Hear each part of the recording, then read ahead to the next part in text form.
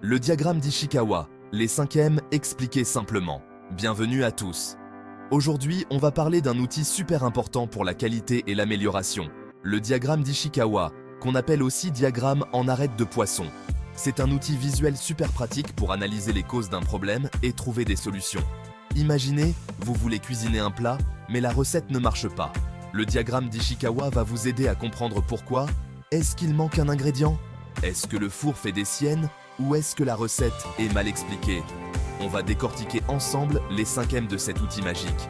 Main-d'œuvre, matière, méthode, machine et milieu. Vous allez voir, c'est simple comme bonjour et ça peut vous changer la vie, que ce soit au travail ou dans la vie de tous les jours. On commence par le premier M, celui de main-d'œuvre. Il s'agit de toutes les personnes impliquées dans ce qu'on analyse. Ça peut être vous, vos collègues, vos chefs, bref, tous ceux qui travaillent sur le projet. L'idée, c'est de se demander si le problème qu'on essaye de résoudre ne vient pas d'un manque de compétences, d'expérience, de formation ou encore d'un manque de communication dans l'équipe. Par exemple, si on reprend notre recette de cuisine, est-ce que tout le monde a bien compris les instructions? Il faut aussi se demander si les personnes impliquées sont motivées et comment elles se comportent. Est-ce que l'équipe est motivée? Est-ce qu'il y a une bonne ambiance de travail? Parfois, un simple manque de communication peut être à l'origine d'un problème qui semble énorme. N'hésitez pas à mettre sur pause et à noter tout ce qui vous semble important par rapport à la main-d'œuvre, dans votre propre analyse. On passe au deuxième M, celui de matière. Ici, on s'intéresse à tous les matériaux, les fournitures, les ingrédients, bref, tout ce qu'on utilise pour faire notre travail, notre recette ou notre projet. La qualité de la matière première est essentielle. Reprenons l'exemple de la recette. Si les ingrédients sont périmés ou de mauvaise qualité, le résultat final ne sera pas bon. Il faut également s'assurer que les matériaux sont adaptés à ce que l'on veut faire. Utiliser la mauvaise farine pour une pâtisserie, ça peut vite tourner au désastre. Enfin, il faut penser au stockage et à l'approvisionnement. Si les ingrédients ne sont pas stockés correctement, ils peuvent s'abîmer et impacter la qualité du produit final. De même, un approvisionnement irrégulier peut entraîner des retards et de la frustration. Troisième chapitre. Le troisième M, c'est celui de méthode.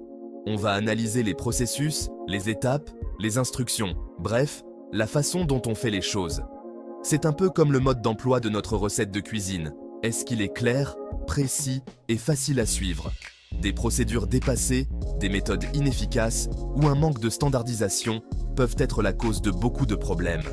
Si les étapes de la recette ne sont pas claires, chacun risque de la comprendre différemment et le résultat ne sera pas forcément celui qu'on attendait. Il est important de s'assurer que les méthodes utilisées sont les plus efficaces et les mieux adaptées au but final. Parfois, il suffit de modifier une étape, de la simplifier ou de la rendre plus claire pour améliorer considérablement l'efficacité d'un processus. N'hésitez pas à remettre en question les méthodes que vous utilisez au quotidien, que ce soit au travail ou dans votre vie perso. Chapitre 4. Voici le quatrième M, celui de machine. Il représente tous les outils, les équipements et les machines qu'on utilise pour accomplir une tâche. Dans notre exemple de la recette, ça peut être le four, le robot de cuisine, les couteaux, etc. Un mauvais entretien des machines, des pannes fréquentes ou encore l'utilisation d'équipements inadaptés peuvent engendrer des problèmes de qualité et de performance. Imaginez un four qui chauffe trop ou pas assez, ça risque de compromettre la réussite de notre gâteau.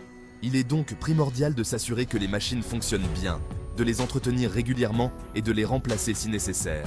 Parfois, investir dans du matériel de meilleure qualité peut s'avérer rentable sur le long terme.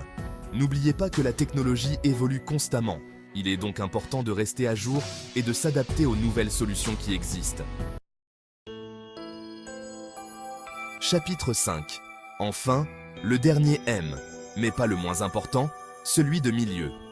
Il englobe tout l'environnement de travail, l'espace physique, la température, l'éclairage, le bruit, mais aussi l'ambiance et la culture d'entreprise. Un environnement de travail agréable et stimulant favorise la concentration, la créativité et la productivité. A l'inverse, un environnement bruyant, mal éclairé ou stressant peut avoir un impact négatif sur le moral des équipes et la qualité du travail fourni. Pensez à votre recette de cuisine. Un espace de travail propre et bien rangé, c'est plus agréable et ça permet d'éviter les erreurs. De même, une ambiance détendue et conviviale en cuisine, c'est toujours mieux.